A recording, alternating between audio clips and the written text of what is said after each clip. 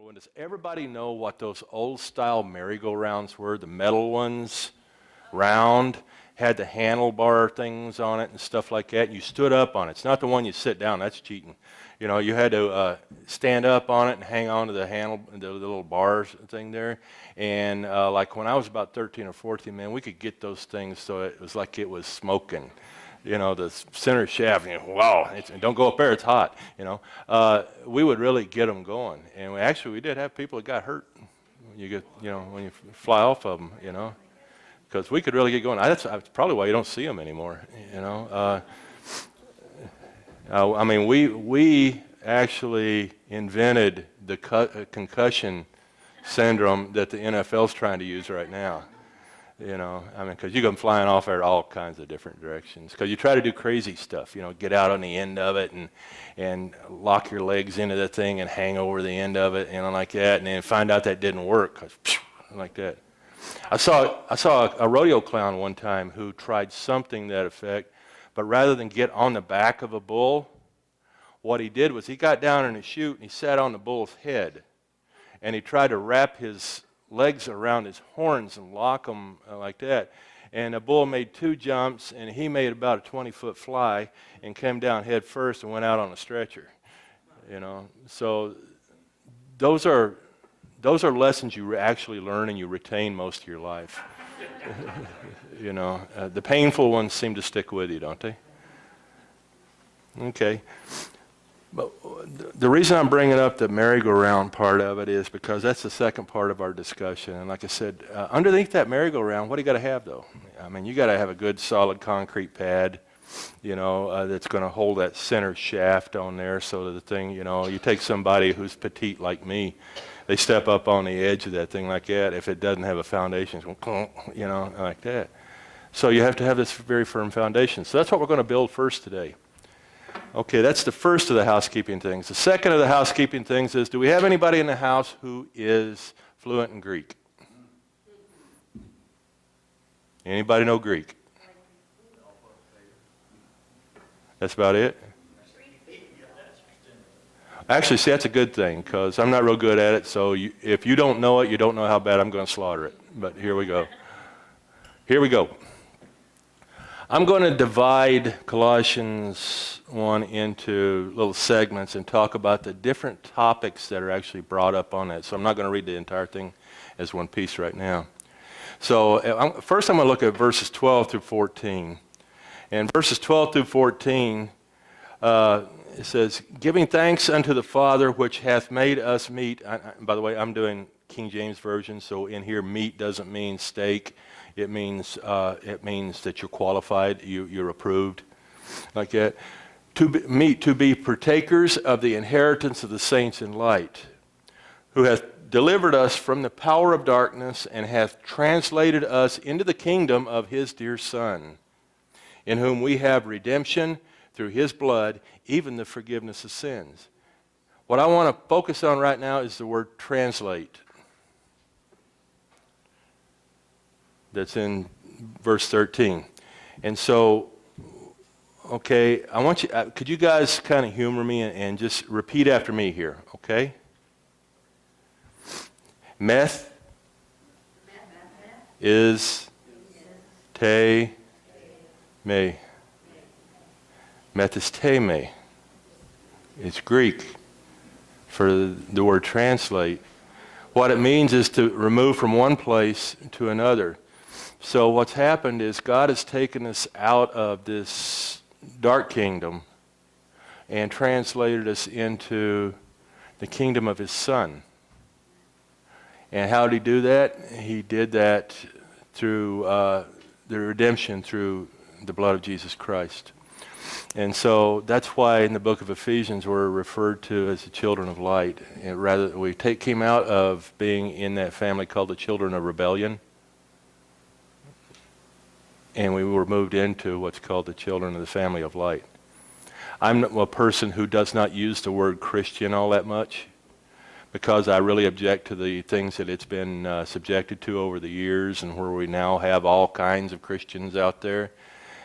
And I think it was, who was it, Teddy Roosevelt, I think it was, that said, if you're going to come into America, You don't come into America to be a Chinese American or an African American or or whatever from some other country. You come into this country to be an American. So in the kingdom of God, I come into this kingdom of God to be a child of God. I don't come in to be a conservative or a militant or any of the other things. I come to be a child of God. Period. Okay? And when we try to drag these other things in, we're taking world things in, and they don't belong there. It's got no reason to be there. My tendencies be a little bit towards conservative or towards a little bit of liberal or something like that. And according to Ancestry.com, I've got about this much North African and about this much of European Jew in me. You know, so I'm a mutt. What can I say?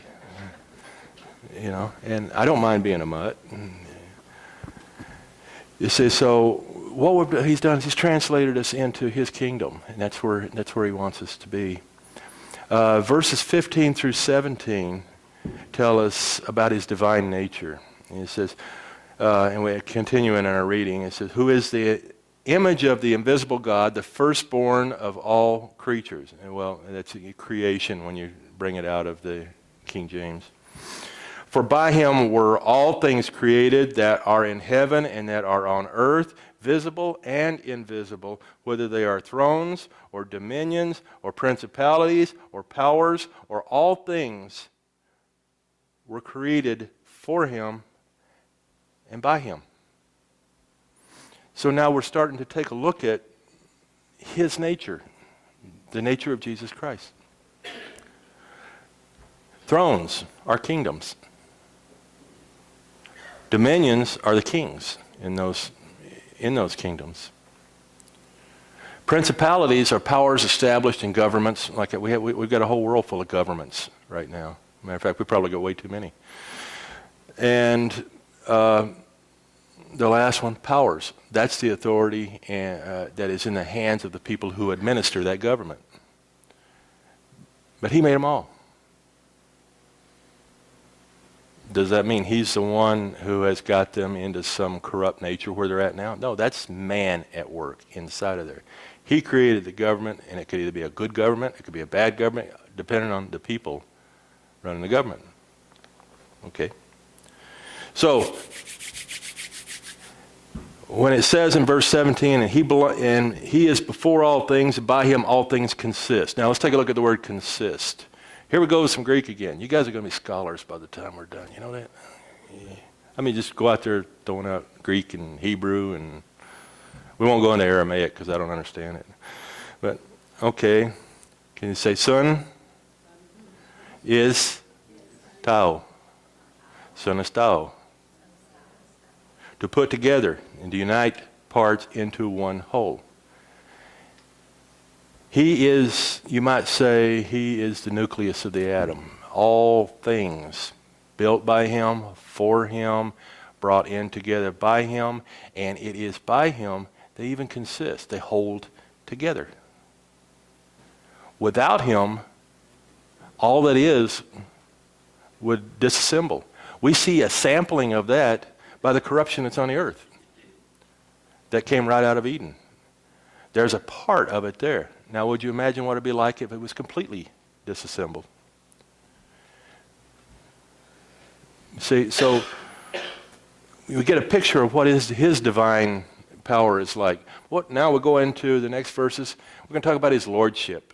Verses 18 and 19 will tell us, and he is the head of the body, the church, who is the beginning, the firstborn from the dead, that in all things he might have the preeminence. For it pleased the Father that in him should all fullness dwell.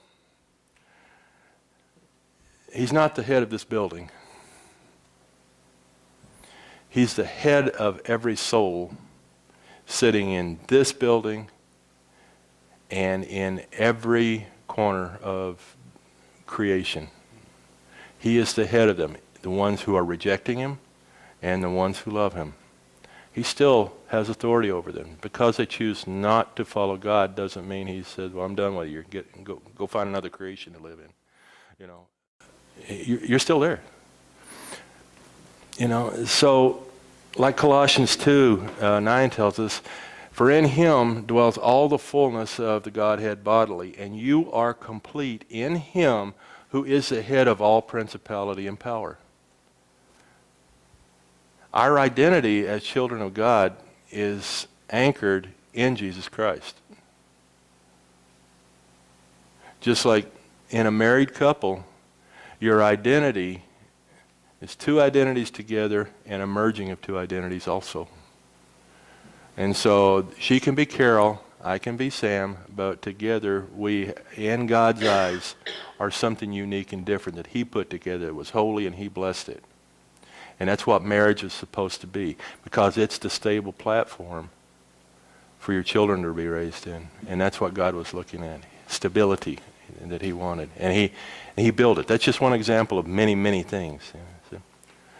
Well, then the next part, verses 20, 21, and 22. We're going to hit the Greek again here in a minute, but he reconciles us to God. We've touched on that now, but it says, and having made peace through the blood of his cross, by him to reconcile all things to himself, unto himself by him. I say, whether they be things in earth or things in heaven.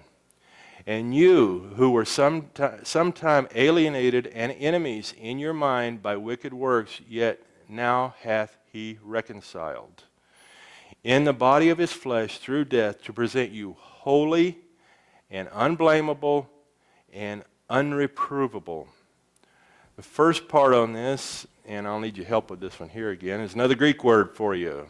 Ap, og, at, al, las, so. Anybody say that real fast?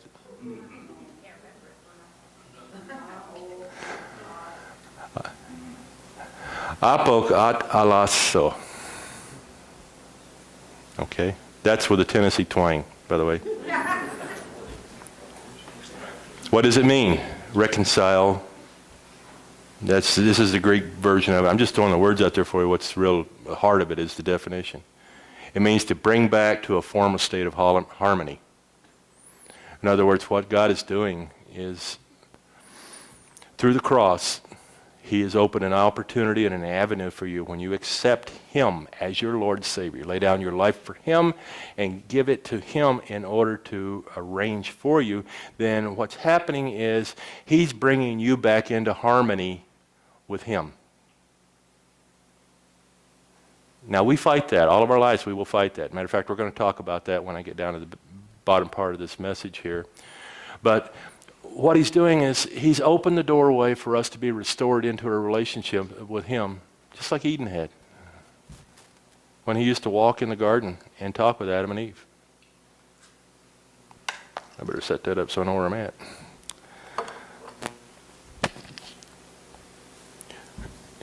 The last part of this is in verse 22. It said, in the body of his flesh through death to present you holy, and I won't torture you with Greek, it's hagios. What it means, most holy. So what he's talking about isn't just a holy thing. He's talking about you're clothed in Jesus Christ. You have been reconciled to your Father. And so what you are is most holy, because God isn't holy. He is holiest, the holiest. And it is that holiness of his that makes it impossible for us without Jesus Christ to even come into his presence. Because his holiness will not allow for our nature outside of Jesus Christ to be with him. Okay, and so the last part I wanted to bring up on that was the word unreprovable. Okay, well, what does that mean? And we won't go into the Greek on that. What we'll do is it means that this is something that can't be called into account. You're unaccused and you're blameless. Can't be called into account because by God it does not exist anymore. I'm clothed in Jesus Christ. Those things are gone. And there's a new creation being built in me. Colossians 2 tells us, and you being dead in your trespasses and the uncircumcision of your flesh, he has made alive together with him, Jesus, having forgiven you all trespasses, and having wiped out the handwriting of requirements that was against us, which was contrary to us, and he has taken it out of the way. How? He nailed it to the cross. Whatever I've done wrong in the past, that's a big list. All you got to do is ask her. Whatever I have done wrong in the past, he took it all and nailed it to the cross. And there's nobody else that could do it. Is he worthy? Yes, he's the only one who could. So, hey, that works good, doesn't it? Hey, there, I can go real loud. Put it in overdrive. Okay, quit clowning around and get to the message. Huh? No, Romans 8 tells us something that's very significant in light of what we just went through here. What it tells us is, for I consider that the sufferings of the present time are not worthy to be compared with the glory which shall be revealed in us. For in the earnest expectation of the creation eagerly awaits the revealing of the sons of God. That's us. There's going to come a time when God says, enough. It is finished. And then he's going to collect his children, and the rest of that you can read about in the book of Revelations. Okay? For the earnest expectation of the creation eagerly awaits for the revealing of the sons of God. The whole creation. Think about it. The whole creation. I'm not talking about the earth, and I'm not talking about Rexton. What I'm talking about is everything that exists, seen or unseen, is sitting there groaning and creaking and waiting for the release that's going to come when God says, enough. It is finished. And in the meantime, we have choices that we make. We have a way to live. Creation was subject to futility, not willingly, but because of him is subjected to it. Because the creation itself will also be delivered from the bondage of corruption into the glorious liberties of the children of God. We have been bound by corruption, by the corrupted world. That's why we were called the sons of rebellion. You're born as a little bitty baby. Hey, you're cute. All the women want to hang in, like that. And then you start growing up. You start making choices. You make the same choices everybody does. And out in the world, here's what we honor. Work hard, go to school, do this, and build and build and build and build and build and build and build. And so here you have this big mountain of you. And where's God in the middle of that? That's the same question you ask. Where am I in the middle of your life? You choose. But that's what the creation itself is waiting on. Until the release of the glorious liberty of the children of God. Now let's talk about that merry-go-round. Okay? Imagine that merry-go-round is your life. It's just spinning. Like that. Some people spin a whole lot faster than others, but they spin. And suppose that the center of that merry-go-round, the axle that everything rotates around, is Jesus. And as you stand somewhere on that, between the axis here and the very end of that merry-go-round, way out here, where do you feel all the pull? When that thing is spinning, where do you feel it? The closer you are to the edge, the more centrifugal force you feel. That's from basic regular physics. Because basic regular physics, just physics in itself, is defining the world and the actions in the world. And the language of physics is mathematics. You use them every day when you go out somewhere. Jeff, you're going to go out and jump in your car and you're going to drive from here to Nobbinway. You can figure how long it'll take you. You just use physics and mathematics to make a decision. We do it all the time. But let's talk about a spiritual physics. Pastor Tim's talked about vertical thinking. Okay? Well, there's a thing that we could call that spiritual physics. And the medium that we use for analyzing spiritual physics is God's Word. We compare it. That's our ruler. That's our measure. That's what we use. I'm getting ready to do this. How does it measure against this? This is the spiritual physics textbook right here. And so, going back to our little spinning merry-go-round, if that merry-go-round is my life, and it consists and it has its center in Jesus Christ, whether I accept him or not, because the rain falls on the just and the unjust. So even the unjust have some God at work in them. That's hell, is when that last part of God is removed from him. You get what you want. You don't want God in your life? Okay. You don't get God in your life. You're out.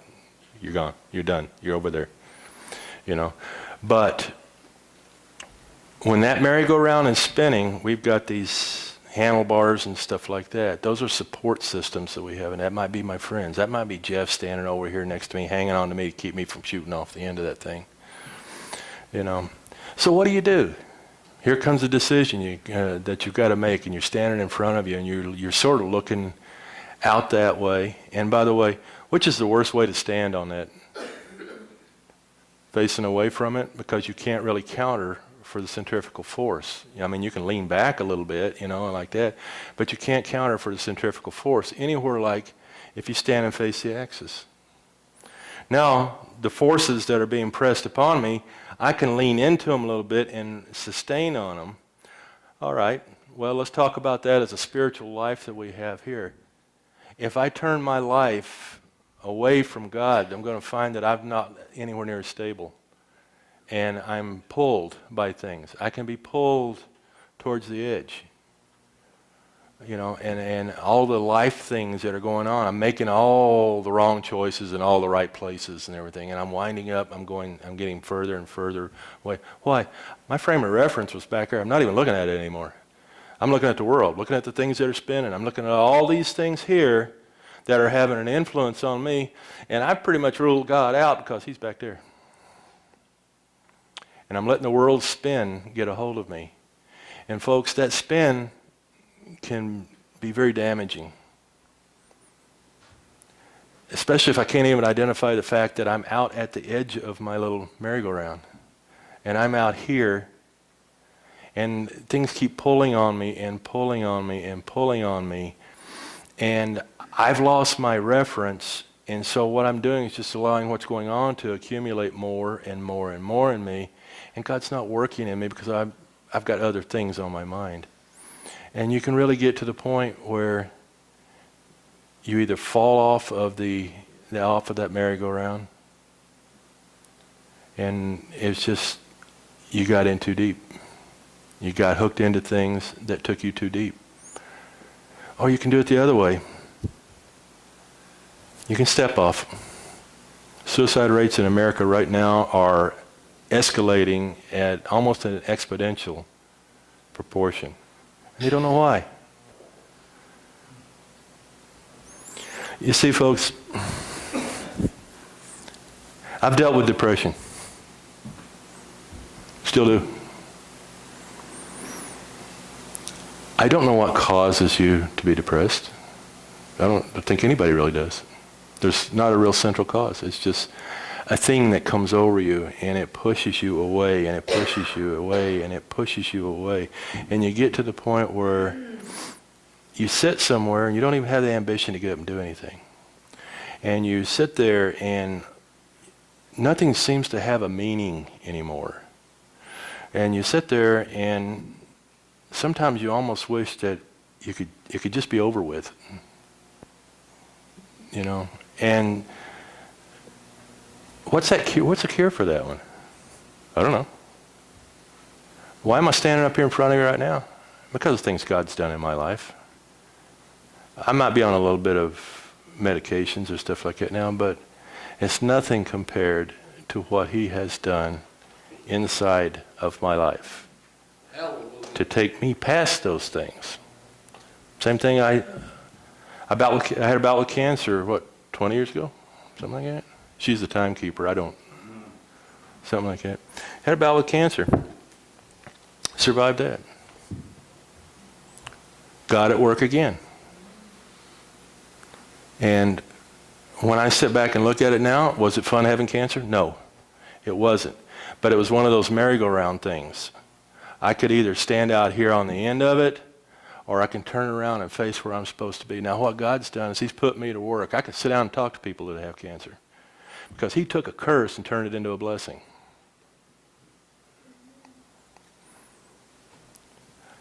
That's how it works. We look at this list over here.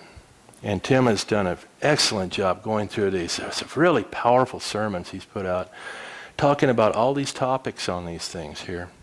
But did you know that when you turn your back on that axis, on that Jesus Christ center of your life, and you stand out here and look like this, you can put an "un" in front of each one of those words there. You become unloving. You become unwise. You become uncourageous. You become unhumble. Everything that God's trying to put into your life and build into you will unravel when you stand on the outside of that force that's pulling on you and you look away from the one who's trying to draw you in and bring you into him. Can I just turn around and walk back to that center? No. The forces are there and they pull on me and he has to work on me. So every step that I take towards that center right there is a surrender in the life that I live now. It has to be. I have to give it to him, and then he gives me a step to take. Folks, this is the message that I'm trying to bring to you right now. Spiritual physics defies all of our definition of how the world works. Because our definition of how the world works, and the most intelligent people you may know who can sit there and recite any kind of physical laws to you, only know those physical laws. All the rest of us struggle with the spiritual law. And God has that for a reason. He's not going to take it and just lay it all in your lap. He wants you to walk through it and experience it, because a genuine, true Christian individual, or child of God as I go with, has more validity to them when they have experience behind what they're talking about. So if I've dealt with issues in my life and God's carried me through them, he didn't carry me through them just so that I could sit back. Yeah, I had issues in my life. He carried me through those because he says, now go to work. Be the discipler I want you to be. Walk with people who are hurting. Give back. So you can walk onto somebody else's merry-go-round and walk with them for a while when they're struggling. We have that ability. We just don't have that desire, because it's inconvenient and it takes us to places we don't especially want to go. It's not especially comfortable to sit down and talk with people sometimes on things like that. I've sat down and talked with people on my first meeting with them, with a person I might have said hello to 2 or 3 times, and they sit there and they pour out everything that's ever happened in their life.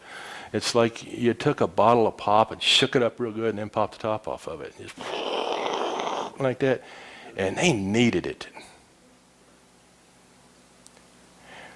They just needed to foam over and to blow up, and like that. And in the end of it all, when you get up and you walk away, I feel really bored. No, I feel really blessed.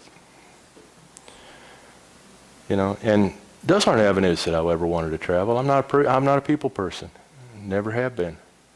I know machinery. I know other things like that. I like that, and I can relate with them. The closest I've come to living beings that I can get along with is horses. But God's working on me too. Because see, everybody that's got that merry-go-round, we don't stand at the axis. We stand somewhere between the axis and the end. And not just on one thing in our life, but many things in our life. You go all the way around my merry-go-round, there's tons of stuff on there, and it's all spinning around and around. It might go closer, it might go further, like that. But it's all the same thing.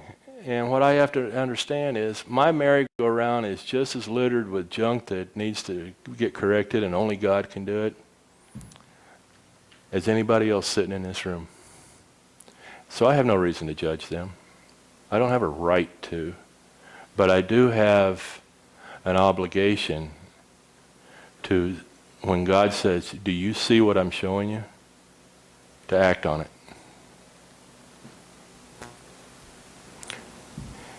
If you do not feel comfortable with your relationship with God, if you feel that there's something missing or you're not connected the way that you should be, listen to what's being said. Find somebody to sit down and talk to. Find somebody to pray with. Take this as the very serious thing that it is. And what you're going to find is that when you commit to Jesus, He's very faithful to commit to you and to draw you closer to Him. That's the law of spiritual physics at work.